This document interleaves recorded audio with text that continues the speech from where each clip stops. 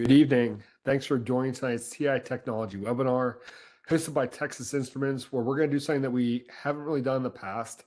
And we know that many of you teach multiple AP courses. And so we're going to try and focus tonight on kind of the big three in math: AP Calculus, AP Statistics, and AP Pre-Calculus. My name is Mike Houston, and I'm the moderator for this event. I teach algebra and calculus near Pittsburgh, and I'm really excited to be joined tonight by Dennis Donovan and Todd Steckler.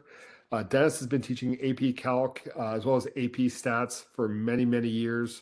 He's a College Board consultant for AP Calculus, presented lots of workshops as well as AP Summer Institutes. He's a co-author on the the Barron's AP Calculus Review book, and that's been around since 2013. So a lot of experience here. He's a TQ regional instructor for us, and in his spare time, he is also a NCAA football referee. So Dennis, thanks for joining us. Thanks, Mike. Todd also has a ton of AP experience. He's taught AP Calculus, AB, and BC, as well as AP Stats. He taught the initial AP Pre-Calculus last year and is teaching it again this year. He was a table reader at the 2024 AP Reading in Kansas City.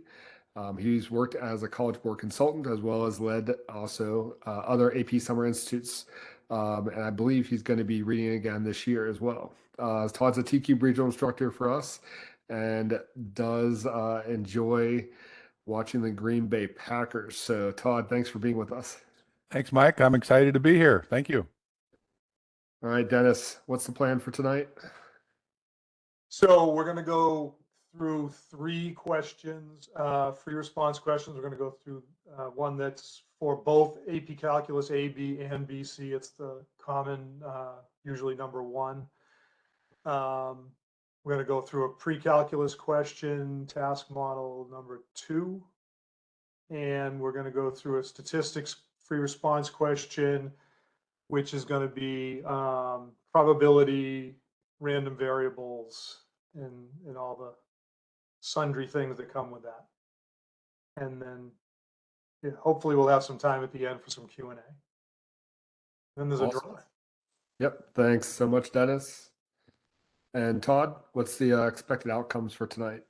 So our expected outcomes is I can use TI technology to respond to free response questions. I can write justifications and interpretations with correct communication. And I can recognize the method or methods necessary to solve a contextual free response question. Thanks so much, Todd. Many of you have already realized we're using that chat window tonight on the right side of your screen. Beyond just sending general messages, we may be using that for just some interaction as well. That's again on the right side. If you have any questions for Todd or Dennis, use that chat window on the right side. We'll try to get those questions answered live. And as a reminder, this session is being recorded. We'll provide links to the certificate of attendance as well as links for the documents that Dennis and Todd are using tonight at the end of the webinar. So hang tight for those. And I think, Dennis, it's all yours. Good.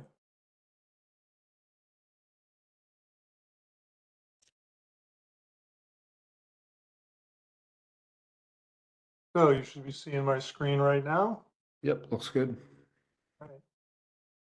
So we're going to start off. We're going to start off with the ABBC question, and we're going to do an accumulation rate in, rate out question.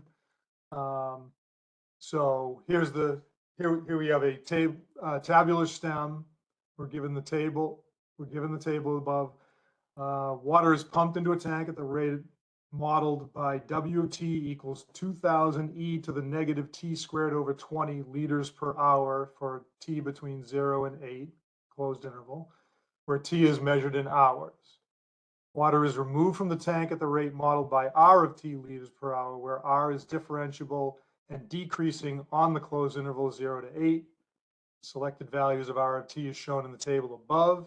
At time t equals 0, there are 50,000 liters of water in the tank. So part A asks, estimate R prime of 3 using the average rate of change for R over the interval 2 to 4, closed interval 2 to 4. Show the work that leads to your answer, indicate units of measure. And one of the things I always tell my students is to make sure they read the whole question before before they start their response so that they have some sense of where they're going, so that they kind of know when they're supposed to be answering things. So I'm going to jump ahead to read part B. So part B says, using correct units, interpret the meaning of the integral from 0 to 8 of r of t dt in the context of the problem. Use a midpoint Riemann sum with two subintervals, 0 to 4 and 4 to 8, to estimate the value of the integral from 0 to 8 of r of t dt. Moving on to part C. Use your answer from part B to find an estimate of the total amount of water in the tank to the nearest liter at the end of 8 hours. And then finally, part D, for t between 0 and 8, is there a time t when the rate at which the water is pumped into the tank is the same as the rate at which the water is removed from the tank? Explain why or why not. Okay. So let's go back to, excuse me, let's go back to part A. So we want to estimate r prime of 3 using the average rate of change over the interval 2 to 4. So this is relatively new wording. I was at a meeting, well, a session with Stephanie Ogden, who stated that, and she's the AP lead on calculus, and she stated that this is what moving forward we're going to do for the students, is we're going to tell them we want the average rate of change over a particular interval. In the past, they haven't actually stated what interval they wanted, and it was up to the students to determine where they were going to use, what they were going to use to approximate r prime of 3. So if I want to approximate r prime of 3 using the average rate of change, then I want to write r prime of 3 is approximately equal to, and now we want a average rate of change, so we want a quotient, and then we want to show the differences in the numerator and the denominator. So r of 4 minus r of 2 over 4 minus 2. We then need to pull values from the table. So 890 minus 1100 over 2. And this is sufficient to answering this question. We don't need to simplify that. And in fact, I advise my students not to simplify that, because this right here would earn the points that are awarded for this part. Any simplification from here would simply put a point in jeopardy for their answer. Now, I'm going to show you a solution slide now. So just show you the work we did. It ends up being at negative 105 liters per hour. And I just made the note that we don't need to simplify that, but we do need to show a difference and a quotient. So essentially it's average rate of change. We're using the difference quotient in a way as well. So that's part A, not a lot of calculator going on there, obviously. So let's move on to part B.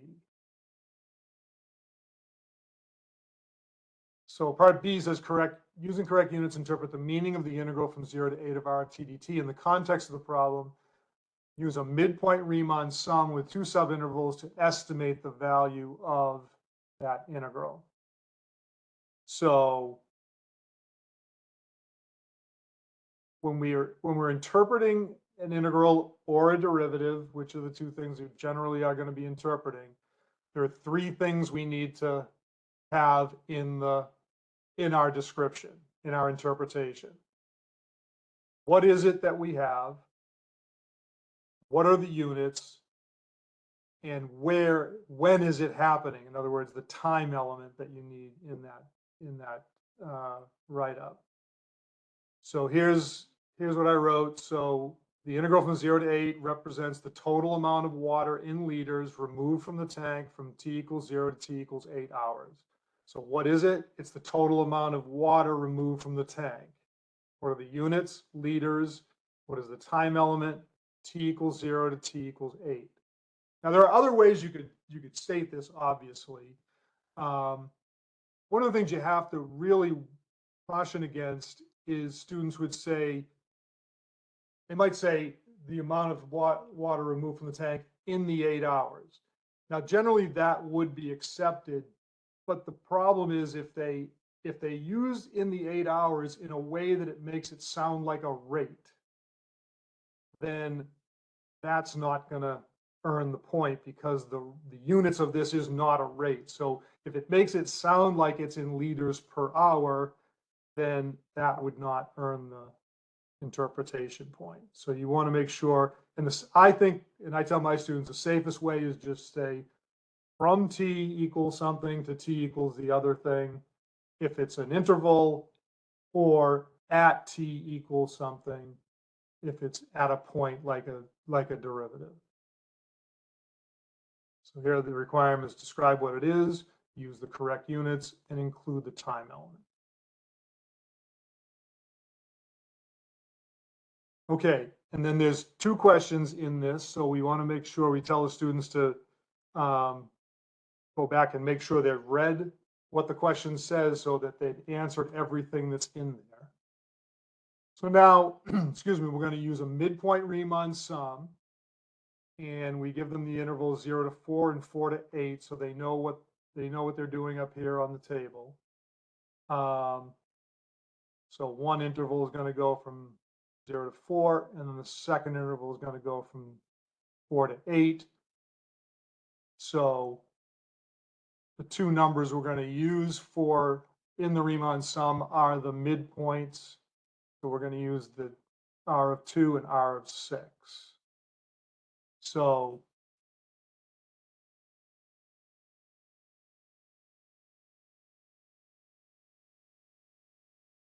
a relatively simple Riemann sum here. We want to, so the integral of R of t dt is going to be approximately, so the first interval runs from 0 to 4. So the width is 4 minus 0. And then the height of that subinterval is R of 2. Then we're going to add to that. The next interval goes from 4 to 8. So 8 minus 4 is the width times R of 6.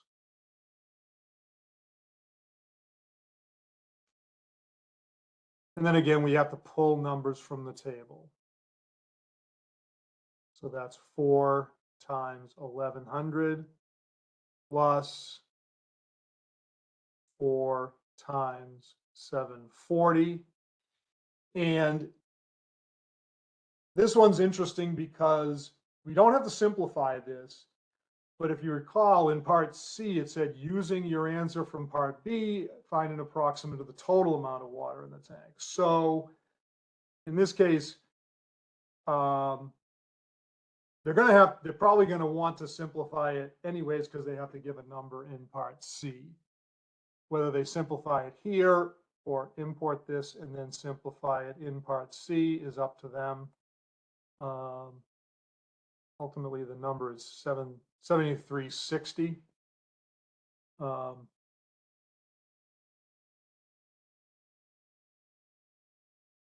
thing I wanted to show, because I still find people that don't know this feature of the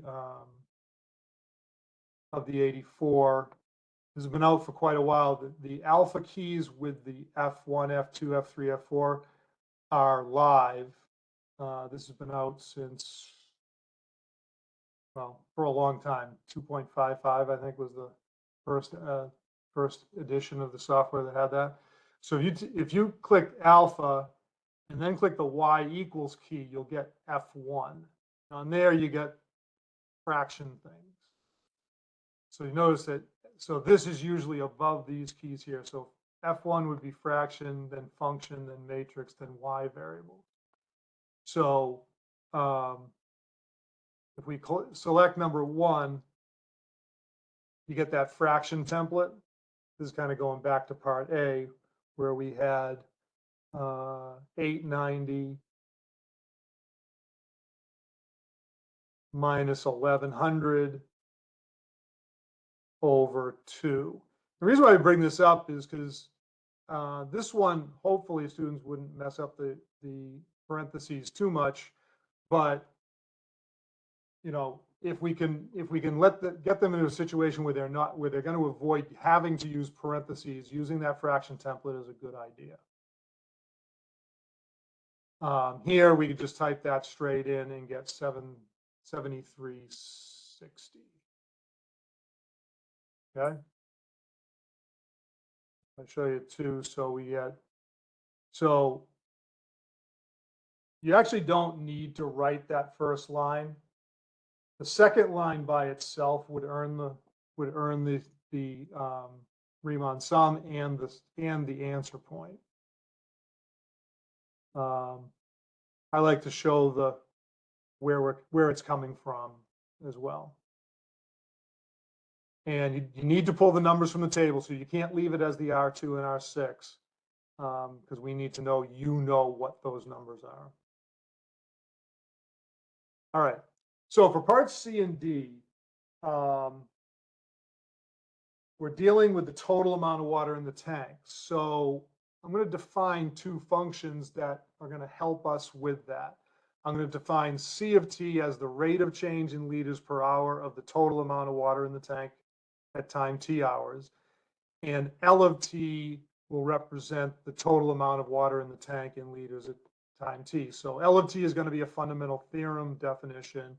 C of T is the difference of the 2 rates. So I'm going to define C of T as W of T minus R of T, the amount coming in minus the amount going out. And then we use the fundamental theorem here.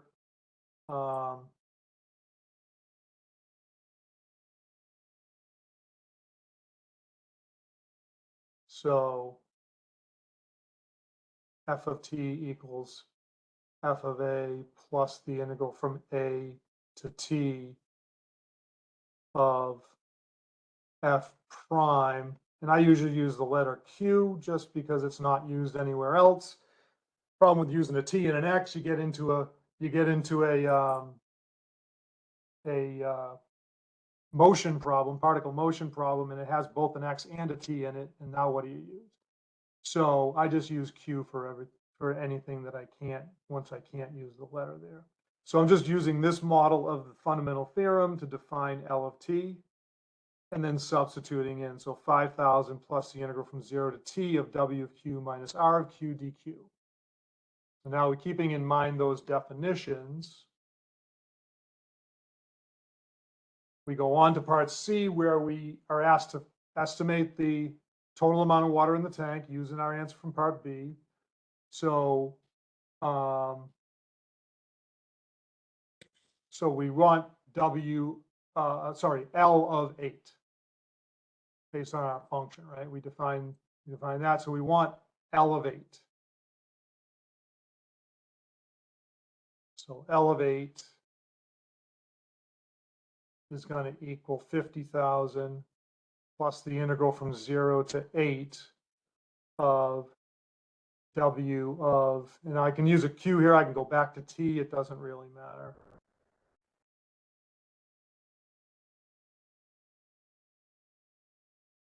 The sooner we get kids in understanding that this letter doesn't matter, the better off they are when they see all kinds of different things, especially in differential equation as well.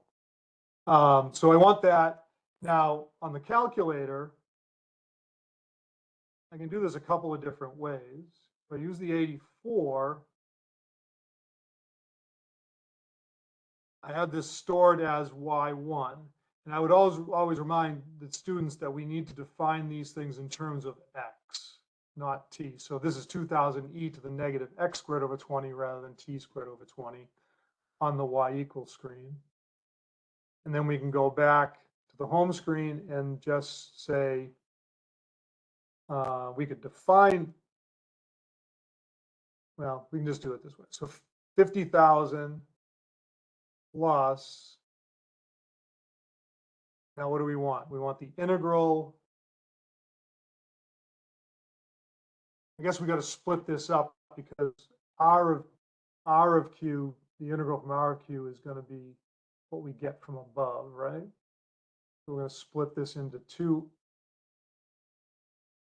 integrals.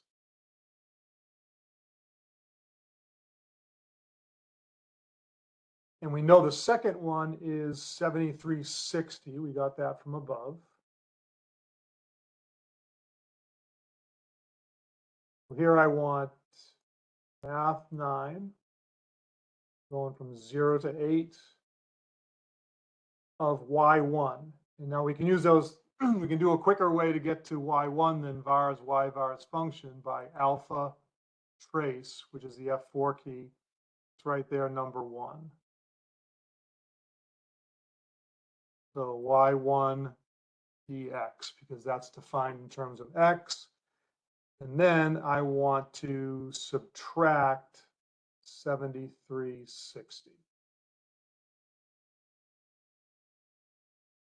So we get 50,476.195. Okay. And I'll just show my solution to this. So this is what I had written up. We typed that into our calculator. We got 476.195. And total amount of water in the tank at time t equals 8 hours is approximately 50,476. We're rounding to the nearest liter. I think you can get away with putting the integer answer up here. I always like to tell my students to write, they're used to writing the 3 decimal place answers, write the 3 decimal place answer here, and then give your rounded answer in a sentence afterwards. So the other technology we can use here is the TI-Nspire. And so here I can define W of t right on a calculator page. You get the colon equals as the second, the control of the key right next to 9 there. And that's the assignment operator for WT. And so then I can just type in 50,000 plus, and then the shortcut for definite integral is shift plus 0 to 8. Here I want W of t.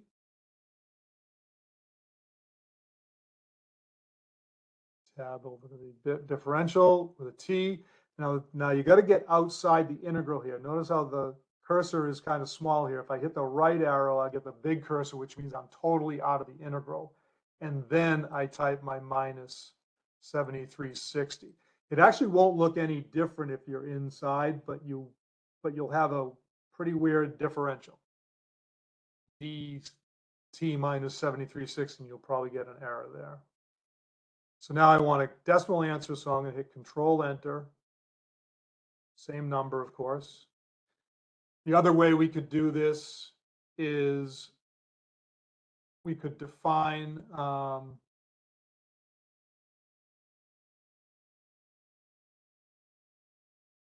thought I heard that. I already had that sitting there. We could define F1 in terms of X. So I have that defined in terms of X on a graph page, and then open a calculator page, and then I can do the 50,000 plus, and now I'm going to do the integral of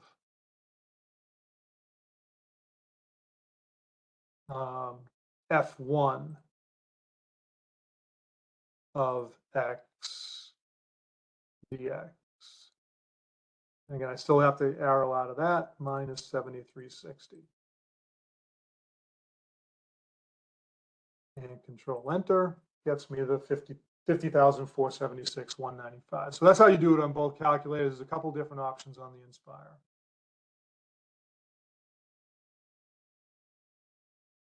Okay, now let's look at part D. So part D asks for 0 to 8. Is there a time t when the rate at which the water is pumped into the tank is the same as the rate at which the water is removed from the tank? Explain why or why not. So we had used that C of t definition back here when we defined L of t. But C of t is the rate of change of the water in the tank. And if we have the same rate coming in as going out, then that would mean that the rate of change is 0. So that would mean that I want to know if C of t that I defined here is ever equal to 0. And so we're just trying to find a number, and so between C of 0 and C of 8, and see if that's 0. So the way we can do this is we can recall our definition of C of t.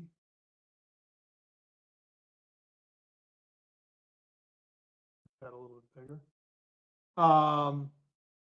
Now, students generally have not had to do this, but I put this in as a complete solution to establish that C of t is in fact continuous. So we know that R of t is differentiable, therefore continuous.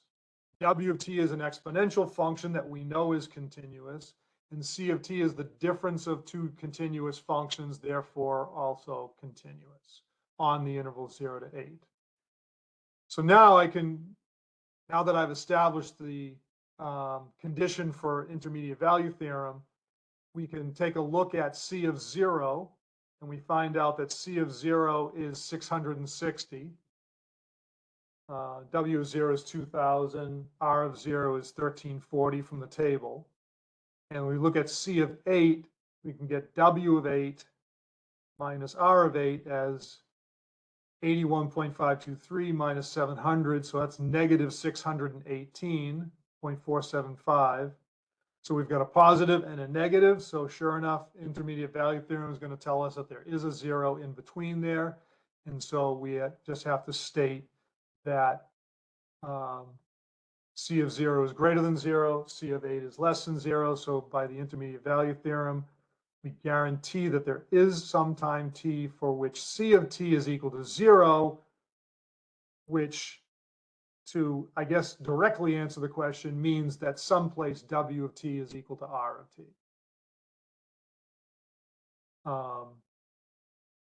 So, on the calculator, I already have W of t defined here on the 84 in Y1.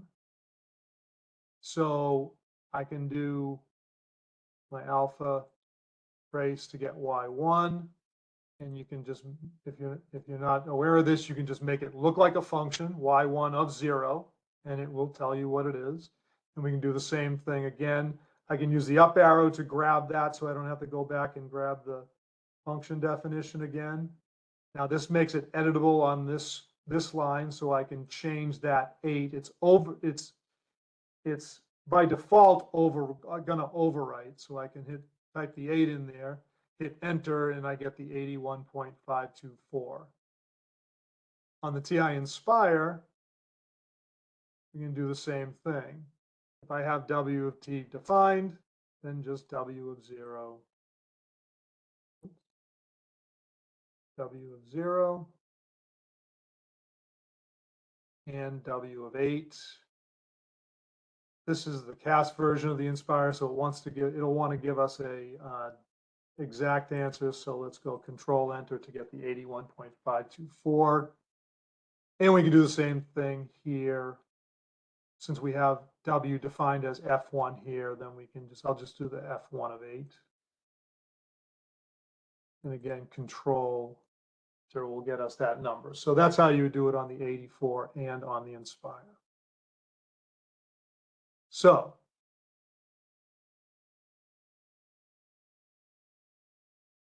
that's all I got for the calculus question. Todd, you ready to grab this to go to I certainly am. Thanks, Dennis. All right. right. So let me head over here. And let's see here. All right. So when Dennis and I were talking about this, I said, Dennis, let's see if we can come up with a pre-calc question that's very much related to a calculus question. And so this is the same context. We have water going in and water going out. I did change the water going in function a little bit just to make the numbers a little bit nicer to work with. And I also changed the water coming out being removed, the R of T, slightly just to make it a little bit easier to work with. So part A, and this is a task model question. So what I've done is I've kind of switched part A and part B around from question number 2. And there's a reason that I did that, but you'll kind of see this. So for part AI, which is really a B, use the given data to find the average rate of change of the number of liters per hour of water that is being removed from the tank from T equals 4 hours to T equals 6 hours. And then express your answer as a decimal approximation, show computations, and then do an interpretation. And then in part 2, we're going to use that average rate of change to estimate the removal rate at T equals 5. And let's take a look here. So there's a lot of stuff going on this part. And so I just try to encourage students with so much reading, just try to put it together. And so I did highlight in different colors the different things going on. And so we're going to find the average rate of change, which Dennis basically did in his calculus problem when he was approximating the tangent line slope. And so here we're using the average rate of change of R from T equals 4 hours to T equals 6 hours. Same difference quotient as what we've seen earlier in the session. And so we get to negative 50.5 liters per hour. Does say express your answer as a decimal approximation. Generally, that's 3 decimal places to the right. This one is an exact number, negative 50.5, so we're good. Show the computations, definitely looking for difference quotient here, and then include the correct units. So this is really tricky because this is a rate of a rate. And so liters per hour, the unit on the numerator was liters per hour. And then the units on the denominator was hours, so liters per hour. And then interpret your answer in the context of the question. And so kind of what Dennis talked about on his, so here we're emphasizing that the time intervals from T equals 4 hours to T equals 6 hours.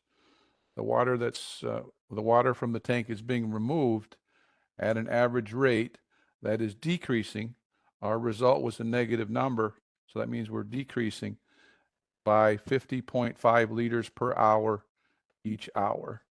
And so one thing I try to emphasize with students is if that result is a negative number, we use decreasing, then we can't put decreasing by negative 50.5 because that would result in an increase. And so just to be careful with the signs.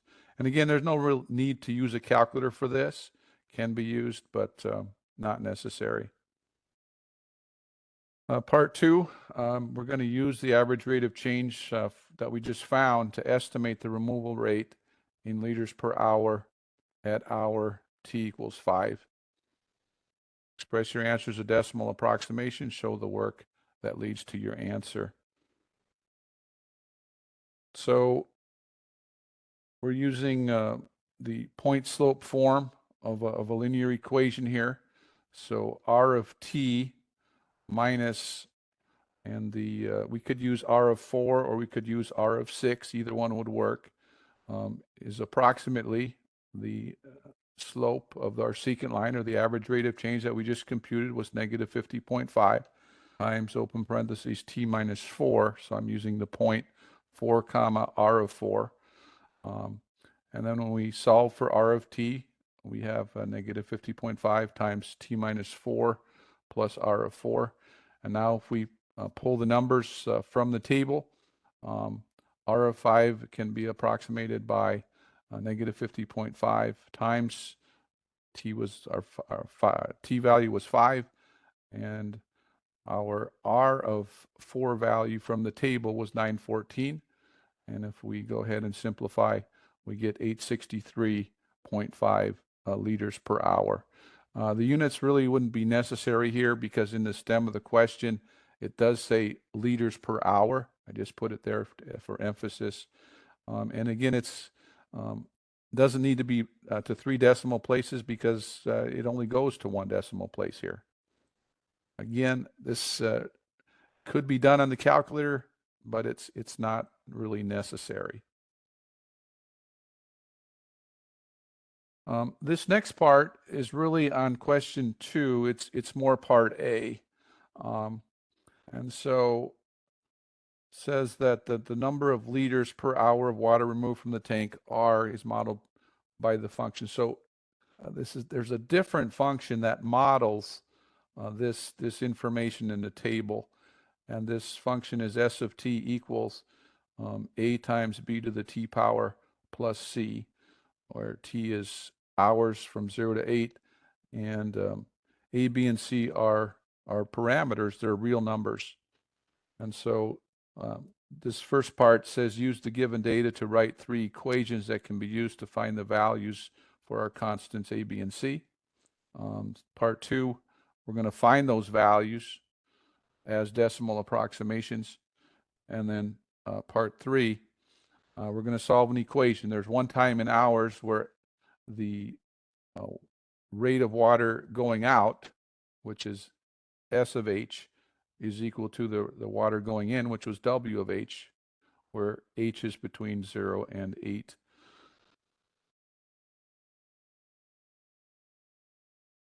So with this system of equations, part 1, I don't think is a high bar. I think this is one of those that students should be able to get the point. And so there's 5 data points in the table, and they have to pick 3 of them.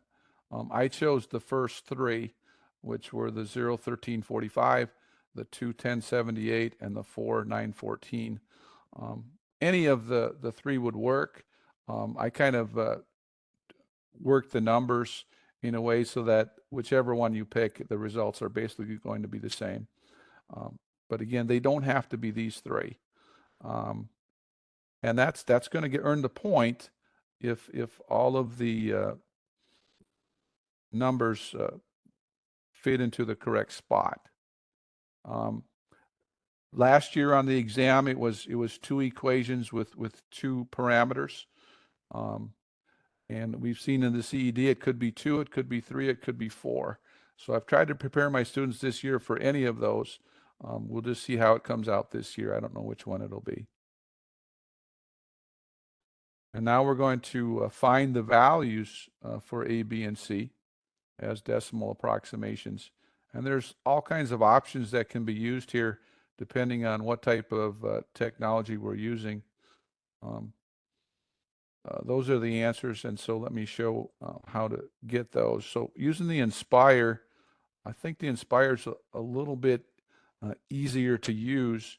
On a calculator page, we can do a system of equations, not a system of linear equations, but a system of equations.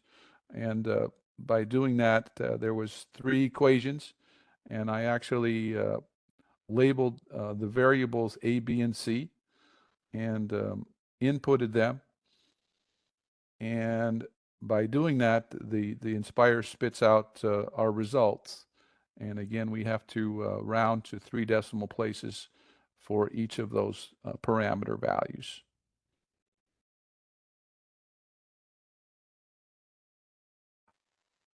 I think I'm just going to keep the screenshots here. I'm not going to actually go to the calculator to show that. So with an 84,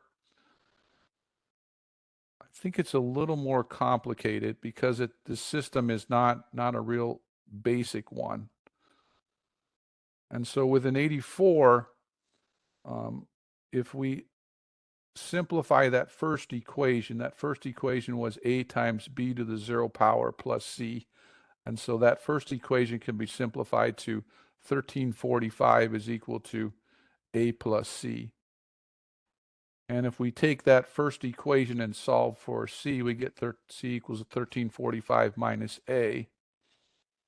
Now using our second equation, it was 1078 is equal to a times b squared plus c. So we're doing a replacement here for c using some substitution.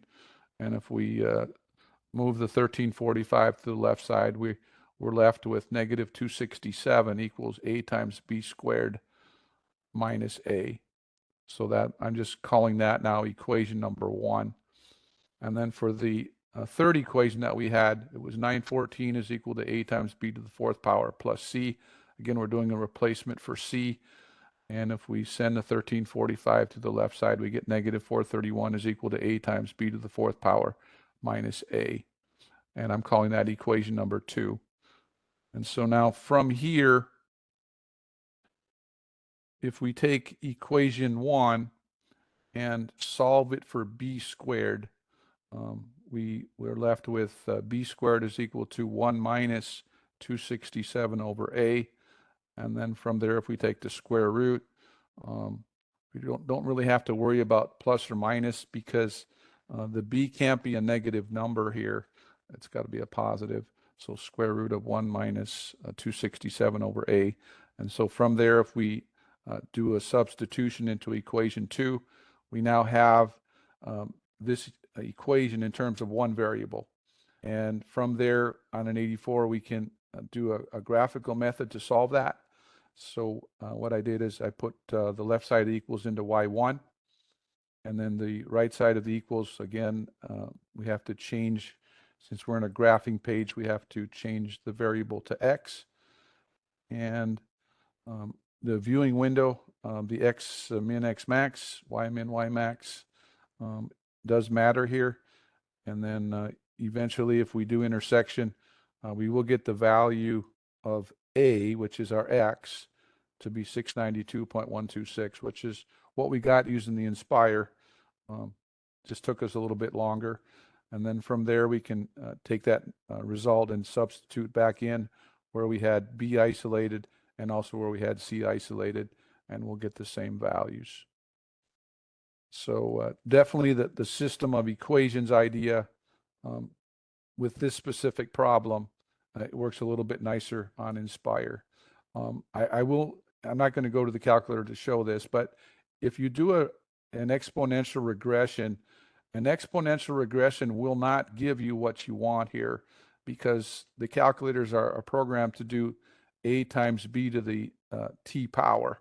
And I kind of put this where it was a times b to the t power plus c. So there was a vertical translation going on. And so I kind of anticipate that whenever the system of equations are going to be done, the regression isn't going to be the way to go. But I guess it would depend on the specific problem. And then there's one more part of this, which is similar to what Dennis did. There's one time in hours where the rate going in, the water going in and the water coming out is equal. And so what's the value of H? And so here, using the calculator, those values of A, B, and C are important to be stored because we're using them again. So in both the 84 and the Nspire, I did store those values into A, B, and C, and I didn't use the rounded values. I used the numbers that the calculator gave me and stored those values. And so using the Nspire, I graphed the two equations here. And I did show that the actual data points that were in the table I did put those here. Those are the black dots. And so the function S does pass through those black dots. And so it looks like it models it pretty well. And then the red function is our water that's coming into the tank. The blue one is the water that's leaving the tank. And it looks like when at the intersection point, we do have a value of 6.846 hours, again rounded to 3 decimal places to the right. I didn't show the Nspire. I didn't show the TI-Nspire there, but the basic intersection idea is the same as I think we've seen before. So we're going to move into the stats question. This stats question was from 2006, and so it's an old problem, but it's a really rich problem. So basically, what's going on here is there is a mechanical device called the Iron-Byron that has this one is specifically programmed at a 10-degree angle launch that it kicks out the golf balls that have a backspin of 42 revolutions per second. The ball velocity is 235 feet per second, so that can be programmed. And the distance the ball travels is not supposed to exceed 291.2 yards.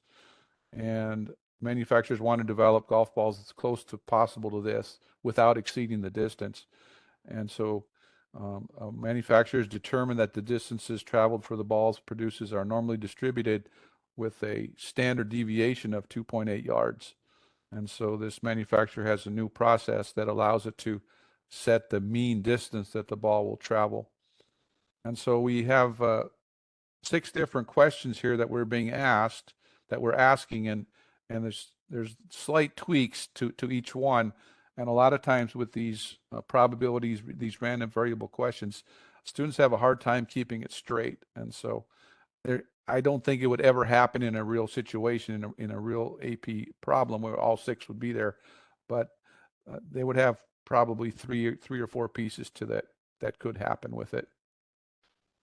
So for part A here, if the manufacturer sets the mean distance traveled to be equal to 289 yards, what's the probability that that a randomly selected ball that's tested will travel too far? So I'm going to let X here be a randomly selected ball that's used for testing. So I'm defining my random variable. And I like to have students set up a probability statement. In this case, it's a probability inequality. What's the probability that X is greater than 291.2? And then using the TI-Nspire, we can use normal CDF, and we get a nice little result here of 0.216. So a little higher than 20% probability that the ball will go too far. And then if we take a look at the Nspire syntax is pretty similar here. Normal CDF, lower bound being 291.2, upper bound being infinity, and the mean was 289, and then our standard deviation was 2.8, and again we get the same result. And so part A was a pretty standard question, basically a normal distribution. Let's go to part B, which is a little bit different. Part B says, assume that the mean distance traveled is 289 yards and that a sample of 5 balls are independently tested. We're going to test 5 balls separately and consider that as a sample. What's the probability that at least 2 of the 5 balls will exceed the maximum distance of 291.2 yards? So basically what we're using is the probability from part A. And so since we're going to use it in another part, we're going to store that value. And so in both technologies, I stored it into P, the probability. And so again, we're defining a random variable here. I'm going to let Y be the number of balls from the sample of 5 that exceed 291.2 yards. And so now we have all the conditions in place where the random variable Y is a binomial random variable. And so with that, we can use a binomial CDF here, because our probability inequality, probability is that y is greater than or equal to 2. And so we can now go to binomial CDF on the TI-84. The binomial CDF, we have to do it where we go five trials and then 5 successes, and then we have to subtract out the 5 trials with 2 successes. And so it works nicely. And then if we get a probability of about 0.296. And if we go over to the Nspire, here's the screenshots for the Nspire. Nspire is a little bit cleaner with regards to binomial CDF. But both technologies work very nicely on this. And I've got one more part before I turn it back over to Dennis. So part C. And so assume the mean distance traveled is 289 yards. We have a sample of 5 balls that are independently tested. What's the probability that the sample mean of these 5 balls exceeds the maximum distance of 291.2? So slightly different here, little twist to it. So our random variable here is x bar. So x bar is going to be the sample mean distance of the 5 balls that were used for testing. And so there's our probability inequality. And again, this is a normal distribution. Sampling distribution of the sample mean is normal. And so we can use normal CDF, and we get a much smaller probability here, 0.039. And using the Nspire technology, quick screenshot here, and we do get the same result. So Dennis, I went a little bit long, so I'm going to turn it back to you and see if you can finish it up. I'm on it. Here we go.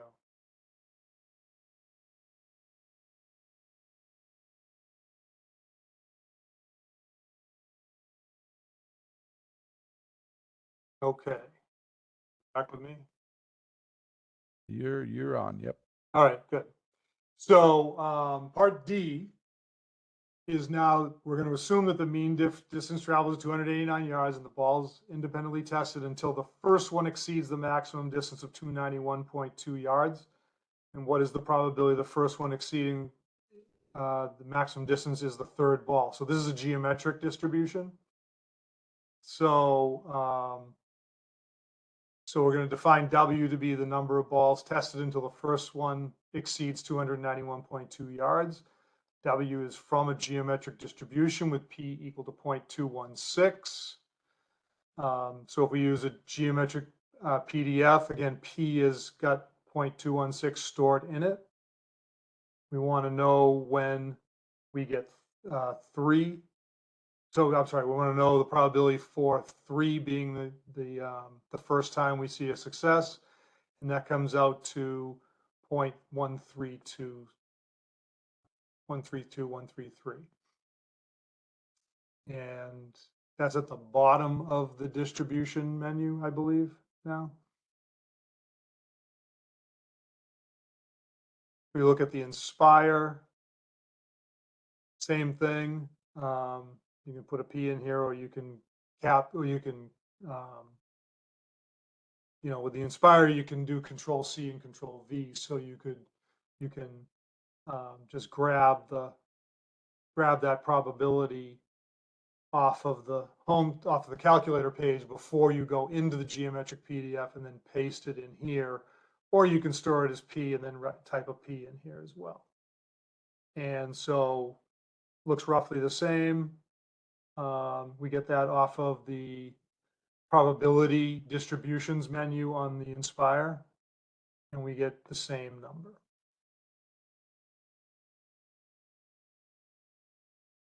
Part E, golf balls must meet a set of 5 standards. I'm sorry, I'm reading the wrong thing.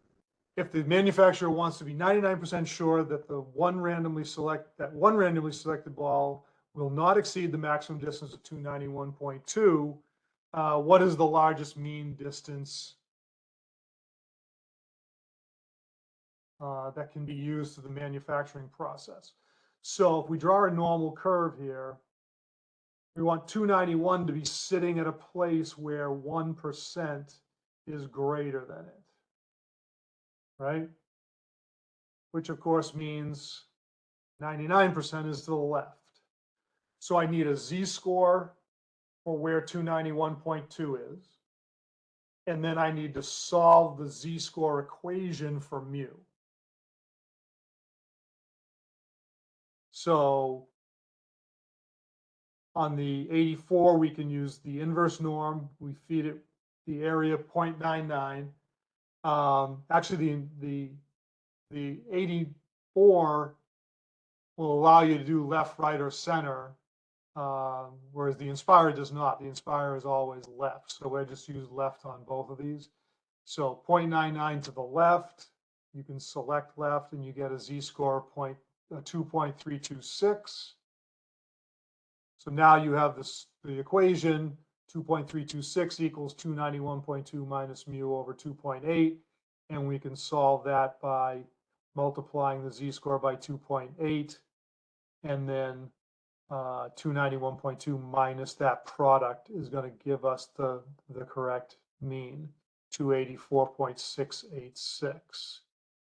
And on the, I had that up. Yeah, and on the, that's on there. So on the Nspire, there's kind of two different ways to do it. We could do the same thing, give it the 0.99, we have a z, and we can just store that and calculate the mean. On the Nspire, we could also just use normal CDF and put a variable in where mu is. Since the Nspire has a better solver than the 84. I don't know better, but it's definitely more accessible. Then we can,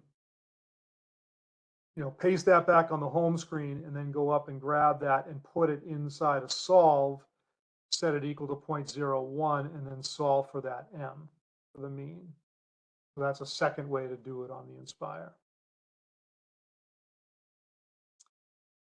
And then the last part we have is, suppose that a sample of several balls is independently tested and the sample mean recorded.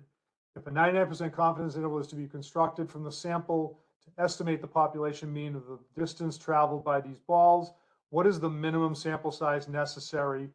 So in this case, this actually is not exactly a question that would be tested on the exam. On the exam, they're only gonna ask you this to solve for n in a proportion situation, but we figured we're giving you the population standard deviation, so we can use a z-star here. So we're just going to show just to show how to do the solving an equation part of this. So students would need to get the margin of error calculation, and I copied some, on the reference sheets that we have. We know that we have statistic plus critical value times the standard error of the statistic. And then if you go scroll further down, the students can find the standard error of the statistic. S over the square root of n is the one we're going to use here because it's a mean. So then 2.576 is the z-star for 0.99. I know this is a means, but we're playing a little fast and loose with the thing here. So we're using a z-star times 2.8 over the square root of n equals 1.5. And now we have to solve that, which you can just do algebraically by, manipulating to get the n in the numerator and then square both sides. You can also do it graphically on the Nspire, on the 84 by graphing